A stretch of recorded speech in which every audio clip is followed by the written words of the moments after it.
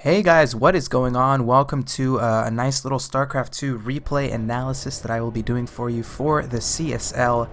Of course, CSL is the Collegiate Star League. Make sure you check them out. So many talented young individual college students that are currently part of the CSL. I believe there's over 50 schools, or I think it's way more than 50. I just sound like a complete idiot right now, but it's a lot of schools that participate in the CSL tournament. But my name is PrOmise, of course. Let me go ahead and introduce myself. I am from Quantic Gaming's StarCraft 2 casting division. I also do some YouTube videos on their media channel. And I have a nice little replay that I'm going to be casting here between two relatively unknown players. I don't really know too much about them, but this is kind of what the replay is for, right? We're going to learn their styles, see their strategies, figure out their build orders, and see exactly what's going on through our head. With that being said, let us go ahead and introduce our players in the upper left position here of Antigua Shipyard. We do have the blue Protoss player, Jukee. Pretty sure it's Juke, but Jukee sounds like a really cool name. And let's talk about his opponent here in the bottom right side. Going to be spawning as our red Terran player. He is going to be known as Vegeta. And again, as I mentioned, two relatively unknown players. Don't really know too much about them. I don't think they're on any kind of pro teams. These might be Smurf names. I highly doubt that, but just not a lot of information on these players. But I'm very, very curious and interested to see what we're going to see in terms of their strategy, their build order, and see exactly what they're going to go for early on in the stage of the game. But let's talk a little bit about the openings thus far. Vegeta looks like he's opening with a 1-Rax, not a 1-Rax expand. In fact, it did open up with a very quick gas, so this is definitely looking like it's going to be some kind of early tech opening here from Vegeta, whether it be Banshees, whether it be Siege Tanks, whether it be just a Marauder expand. We're just going to have to wait and kind of see what he's going to do here with this very early gas. Meanwhile, in the base of the Protoss player, Jukee, we do see a very common standard opening. Gateway is completed, gas is completed, we see the Cybernetics core on its way. I can almost guarantee you, there we go, Zealot is on its way. Most likely going to follow it up with a Stalker as well, so nothing out of the ordinary at all here from the Protoss player.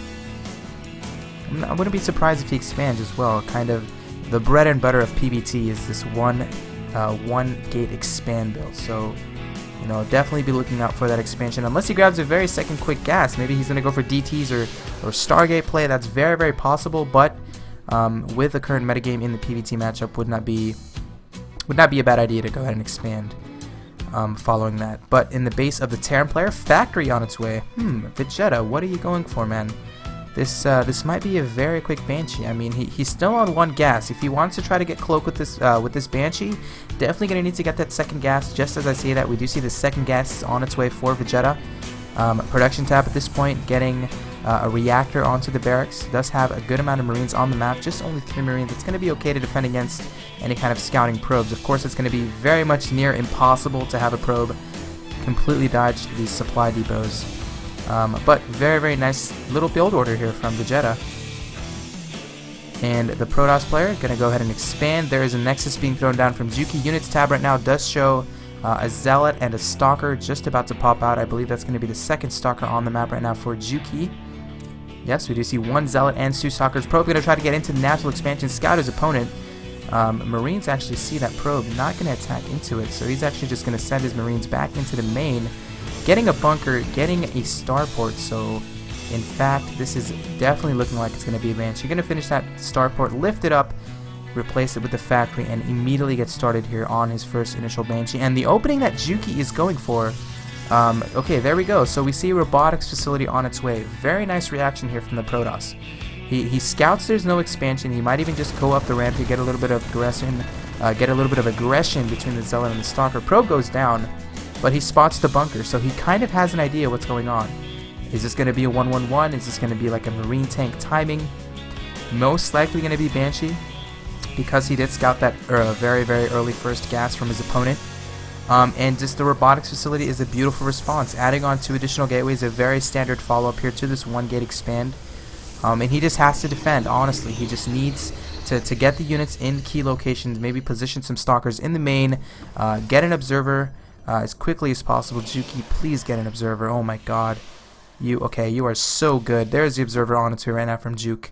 I'm going to call him Juke for the rest of the game because I'm not really too sure what his name is. But observer on its way right now for the PrOmise player. Meanwhile, in the base of the Terran, we do see 2 additional barracks being added. Banshee's on the way, or Banshee's actually completed. Raven on the way.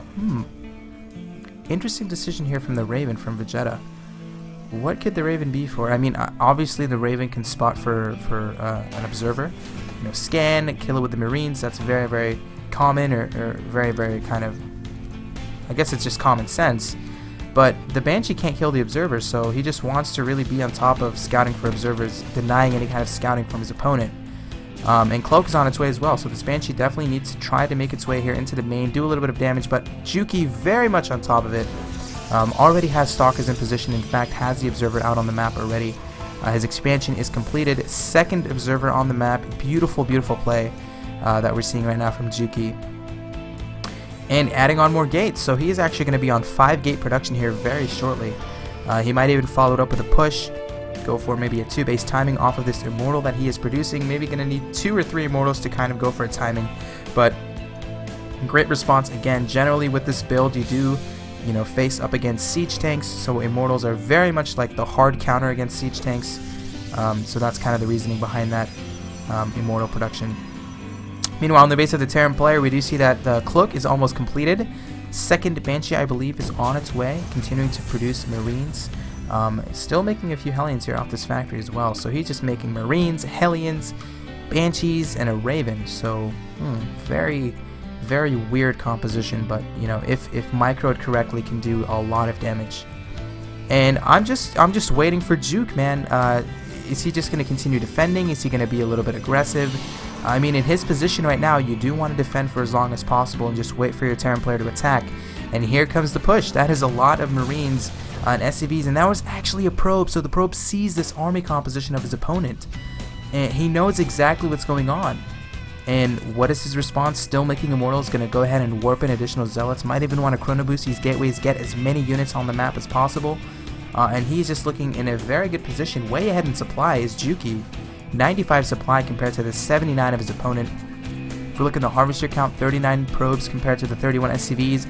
Here comes the push. Stalker going to poke up a little bit, sees the army, sees the Hellions, Banshees, Marines, and SCVs, and here it comes, man. That is a lot of units. 29 Marines. Force fields going down right now for Jukee. Not the best force fields at all. Zealots not really able to do a lot of damage against this army here of his opponent. And the Cloak is actually doing significant damage to a lot of these Zealots. So that was a semi-winnable engagement here from Vegeta. But, I mean, Jukee is just ahead in supply, and he can even throw down some force fields. 1 force field going down. Zealot's trying to do some damage. That Guardian Shield helping out so much against these Marines. But, I mean, there's no tanks here. The Immortals are still doing damage, but I can guarantee you these Immortals would want to hit on siege tanks. But that's just not the case. Vegeta continuing to push forward, moving across the map, still now into the natural of his opponent. A lot of Marines still remain. Probes getting pulled off the mineral line, but I think Jukee might have just defended this. I mean, it's not a good decision to kind of pull probes off the mineral line. You kind of have to when you're in this situation. But a very nice defense by Jukee. Still ahead in harvesters, 35 probes compared to the 22 SCVs, or 20 SCVs. Banshee's even there, still doing some damage. But, I mean, there's another observer in production. Once the observer pops out, that Banshee's just going to die. Yeah, that Banshee's just... it's going to die, man. Come on, observer. There it is. And Banshee going to get focused down. There it is. So Banshee dies.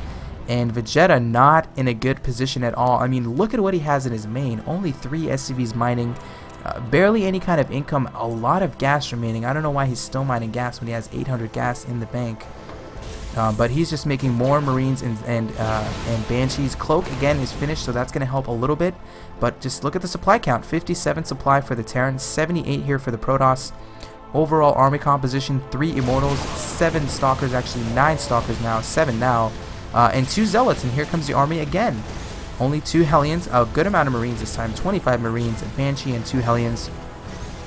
But it's honestly, it's looking very, very grim for the Terran player. Look at the bank that the PrOmise player has banked up. Force fields going down, 2 force fields going down. Guardian Shield not going to be able to help a lot in the situation. Trying to get the best engagement is the PrOmise player, focusing down as many Marines and siege tanks, and not siege tanks, SCVs as possible. Oh my god, where did I get siege tanks? I guess I'm just too excited about this game, but overall, man, just a fantastic defense by jukee. He spotted the gas. He did not see an expansion for the longest time. I mean, the Terran player didn't even expand at all, period. Got the Stalkers in position, got the Observers, scouted his opponent, saw the overall unit composition, and just played it very well. Just an amazing defense here by the PrOmise player. And that's pretty much going to wrap up this replay, guys. I hope you enjoyed this cast. I am PrOmise from Quanta Gaming. I am their official StarCraft 2 caster. I'm currently sending this to the CSL, helping them out with some StarCraft 2 coverage. Some things I've casted, just to name a few, I've casted a bunch of European tournaments. The RSL had players like Demaga, had players like White Raw, a lot of top-end European players. I've casted a bunch of North American tournaments. I've casted a bunch of things for CSN. I've even casted some games for the CSL, surprisingly enough, with Gwyn. And I do a lot of things for Quanta Gaming as well. So anyway, with that being said, I am done with this replay, and I will see you guys next time.